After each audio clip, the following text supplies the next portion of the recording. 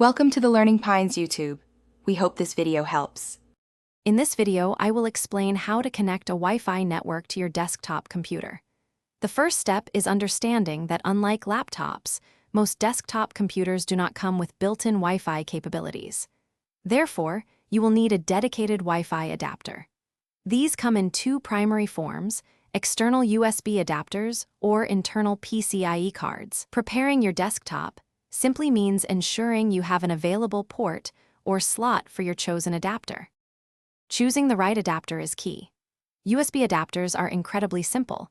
Just plug them into any available USB port, typically a USB 3.0 for faster speeds.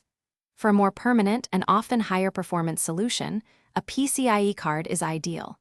You'll need to power down your computer, open the case, and carefully insert the card into an open PCIe slot on your motherboard, securing it with a single screw.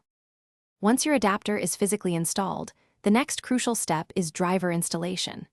Most adapters come with a small installation disk, or you can download the latest drivers directly from the manufacturer's website.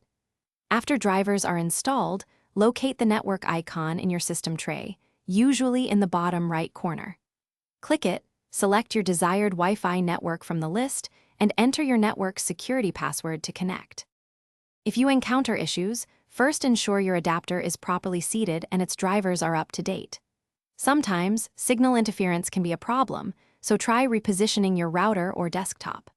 For optimal performance, consider a dual-band adapter, which supports both 2.4 GHz and 5 GHz frequencies, offering faster speeds and less congestion. This ensures a stable and quick internet connection. Thanks for watching. Consider subscribing if we helped you.